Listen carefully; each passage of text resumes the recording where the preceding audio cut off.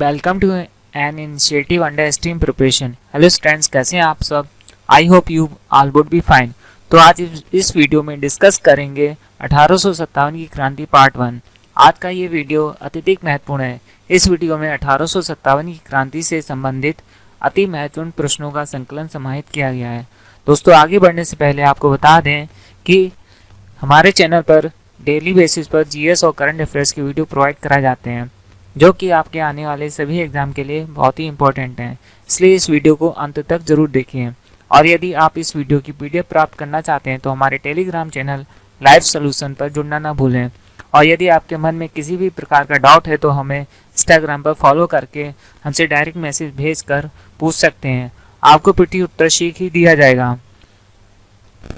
साथ ही आप हमारे फेसबुक पेज लाइव सोल्यूशन पर फॉलो कर सकते हैं। वहां आपको प्रीवियस ईयर के प्रश्न की सीरीज पीडीएफ के माध्यम से प्राप्त होती रहेगी। तो चलिए पहला प्रश्न देखते हैं। अंग्रेजों भारतीय सेना में चर्बी वाले कारतूसों से चलाने वाली एनफील्ड राइफल कब शामिल की गई? तो इसका आंसर होगा दिसंबर 1856। इसके कुछ फैक्ट्स देख लेते हैं। दिसंबर 1856 में सरकार ने पुराने बोर्ड वाली बंदूक ब्राउन बेस के स्थान पर नवीन एनफील्ड राइफल का प्रयोग किया था। दूसरा पॉइंट है, 1857 में बंगाल सेना में यह अफवाह फैल गई थी कि चर्बी वाले कारतूस में गाय और सुअर की चर्बी है। दूसरा प्रश्न की ओर देखते हैं। मंगल पांडे की घटना कहाँ हुई थी? तो इसका आंसर होगा बैरकपुर में। चलिए इसके कुछ फैक्ट्स देख लेते हैं। 29 मार्च 1857 में सैनिकों ने चर्बी वाले कारतूस का प्रयोग करने से मना कर दिया था और सैनिक मंगल पांडे ने अपने एजुटेंट पर आक्रमण करके उसकी हत्या कर दी गई। तीसरा प्रश्न की ओर देखते हैं। 1857 के विद्रोह के दौरान बहादुर शाह ने किसे साबे आलम बहादुर का खिताब दिया था?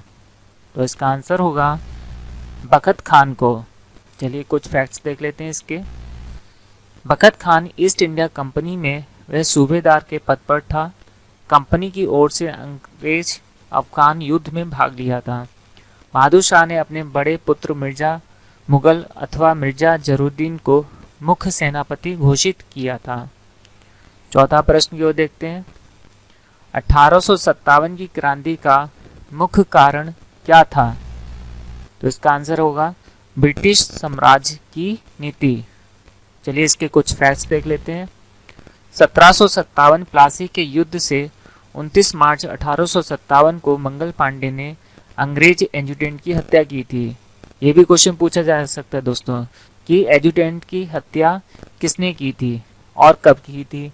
तो इसका आंसर हो जाएगा मंगल पांडे ने अंग्रेजों की एजुटेंट की हत्या की 29 मार्च 1857 को।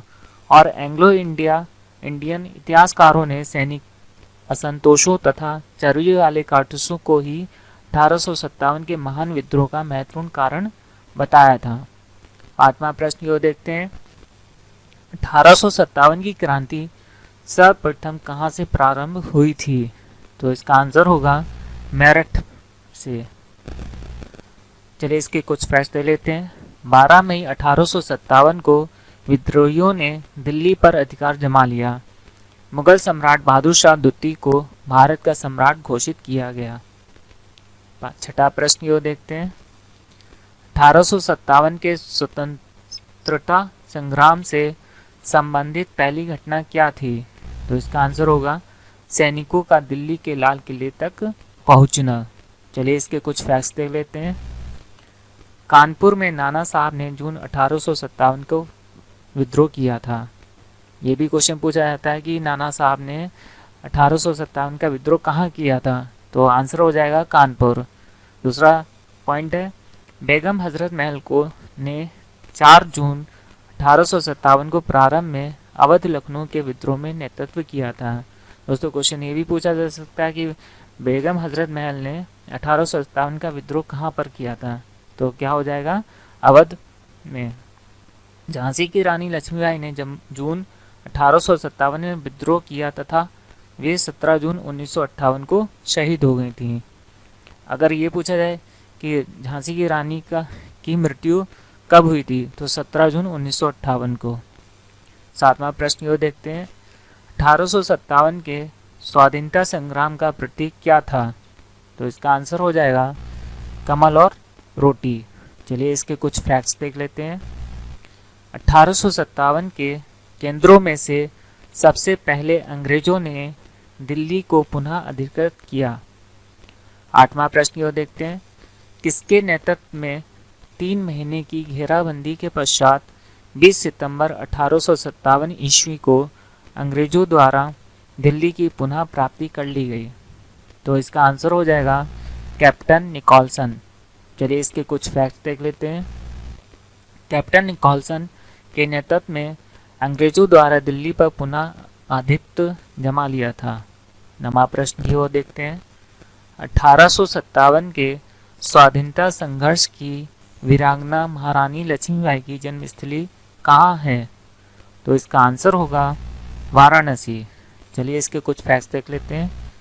रानी लक्ष्मीबाई, इनका मूल नाम क्या था? मणिकर्णिका। जैसे अगर ये पूछा जाए कि रानी लक्ष्मी का बचपन का नाम क्या था, तो मणिकर्णिका।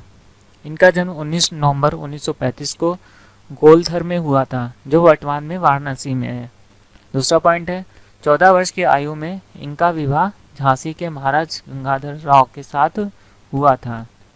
10वां प्रश्न ये देखते हैं, महारानी लक्ष्मीबाई की समाधि कहाँ स्थित है? तो इसका आंसर हो जाएगा ग्वालियर में। चलिए इसके कुछ फैक्ट्स देख लेते हैं। इनका जन्म वाराणसी में, जबकि मृत्यु ग्वालियर में हुई थी। अगर ये पूछा जाए इनकी मृत्यु कहाँ हुई थी, तो ग्वालियर में, और अगर इनका जन्म पूछा जाए तो कहाँ? वाराणसी में। 11वां प्रश्न ये देखते हैं, रानी लक्ष्मीबाई को अंतिम युद्ध का सामना किससे करना पड़ा? तो इसका आंसर हो जाएगा ह्यूरोज। चलिए इसके कुछ फैक्ट्स देख लेते हैं।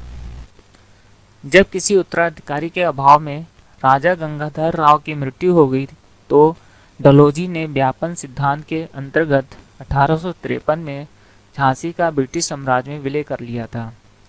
दूसरा पॉइंट है, रानी की मृत्यु पर ह्यूरोज ने कहा, भारतीय विद्रोहियों में यहाँ सोई हुई औरत इकलौती मर्द है। ये किसने कहा था? ह्यूरोज ने कहा था। अगर ये भी पूछा जाए कि ह्यूरोज ने रानी लक्ष्मीबाई की मृत्यु होने पर उन्होंने क्या कहा था, तो भारतीय विद्रोह में यहाँ सोई हुई औरत इकलौती मर्द है। 12वां प्रश्न यह देखते हैं, 1857 का विद्रोह लखनऊ में किसके नेतृत्व में आगे बढ़ा? तो इसका आंसर हो जाएगा बेगम ऑफ अवध। चलिए इसके कुछ फैक्ट्स देख लेते हैं। लखनऊ में विद्रोह का प्रारंभ 4 जून 1857 को हुआ। दूसरा पॉइंट है, विद्रोह का नेतृत्व बेगम हजरत महल ने किया। तीसरा पॉइंट है, 21 मार्च 1858 की कैम्पबेल ने गोरखा रेजिमेंट की सहायता से लखनऊ पर पुनः अधिकार कर लिया। 13वां प्रश्न ये देखते हैं, कौन इलाहाबाद में 1857 के संग्राम का नेता था?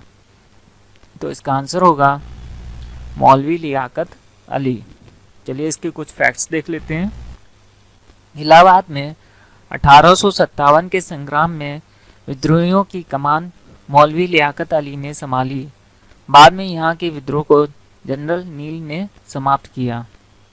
14वां प्रश्न यह देखते हैं, 1857 के संघर्ष में भाग लेने वाले सिपाहियों की सर्वाधिक संख्या कहाँ से हुई थी? तो इसका आंसर हो जाएगा अवध से। चलिए इसके कुछ फैक्ट्स देख लेते हैं।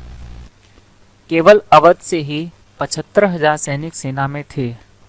15वां प्रश्न की ओर देखते हैं, नाना साहब का कमांडर इन चीफ कौन था? तो इसका आंसर हो जाएगा तात्या टोपे। चलिए इसके कुछ फैक्ट्स देख लेते हैं। कानपुर में 5 जून 1857 को नाना साहब को पेशवा मानकर स्वतंत्रता की घोषणा की गई। अगर ये पूछा जाए कि तात्या टोपे का बचपन का नाम क्या था, तो रामचंद्र पांडुरंग। 16वां प्रश्न यो देखते हैं, आजीमुल्ला खान किसके सलाहकार थे? तो इसका आंसर हो जाएगा नाना साहब। चलिए इसके कुछ फैक्ट्स देख लेते हैं। अजीमुल्ला खान ने नाना साहब के सचिव के रूप में भी कार्य किया। इनको क्रांति दूत के नाम से भी जाना जाता है। अगर ये क्वेश्चन पूछा जाए कि क्रांति दूत को किस नाम से जाना जाता है, तो आंसर क्या हो जाएगा? अजीमुल्ला खान। 17वां प्रश्न की ओर देखते हैं। कुंवर सिंह 1857 के विद्रोह के एक प्रमुख नायक थे। ये किससे संबंध थे? तो इसका आंसर हो जाएगा बिहार से। चलिए इसके कुछ फैक्ट्स देख लेते हैं। 1857 में जगदीशपुर में विद्रोह की अगुवाई करने वाले कुंवर सिंह बिहार के आरा जिले से संबंध है। 26 अप्रैल 1858 को इनकी मृत्यु हो गई थी। अगर क्वेश्चन ये पूछा जाए कि 26 अप्रैल 1858 को किसकी मृत्यु हुई थी, तो कुंवर सिंह की। 18वां प्रश्न को देखते हैं। पटना के 1857 के स्वतंत्रता संग्राम के नेता कौन थे? तो इसका आंसर हो जाएगा राजपूत कुंवर सिंह। चलिए इसके कुछ फैक्ट देख लेते हैं। पटना के निकट जगदीशपुर के जमींदार कुंवर सिंह ने विद्रोह का नेतृत्व किया था। और 20वां प्रश्न की ओर देखते हैं। कौन असम में 1857 की क्रांति का नेता था? तो इसका आंसर हो जाएगा दीवान मनीराम दत्त। चलिए इसके कुछ फैक्ट्स देख लेते हैं। असम में 1857 की क्रांति के समय वहां के अंतिम राजा के पौत्र कंद पेशवर सिंह को राजा घोषित करके विद्रोह की शुरुआत की। दूसरा पॉइंट है, परंतु शीघ्र ही विद्रोह का दमन करके मनीराम को फांसी दे दी गई। 20वां प्रश्न की ओर देखते हैं। 1857 के विद्रोह का बिहार में 15 जुलाई 1857 से 20 जनवरी 1858 तक कौन सा केंद्र था? तो इसका आंसर हो जाएगा जगदीशपुर। चलिए इसके कुछ फैक्ट्स देख लेते हैं।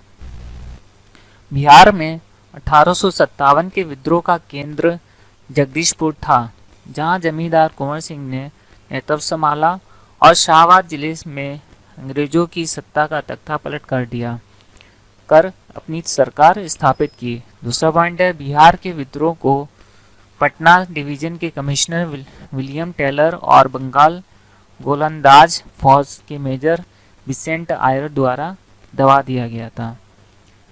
तो दोस्तों ये कुछ महत्वपूर्ण प्रश्न है 1857 क्रांति से रिलेटेड। दोस्तों ये वीडियो आप लोगों को कैसा लगा कमेंट बॉक्स में ज़रूर बताएं। लाइक और शेयर करना ना भूलें। Thank you for watching this video.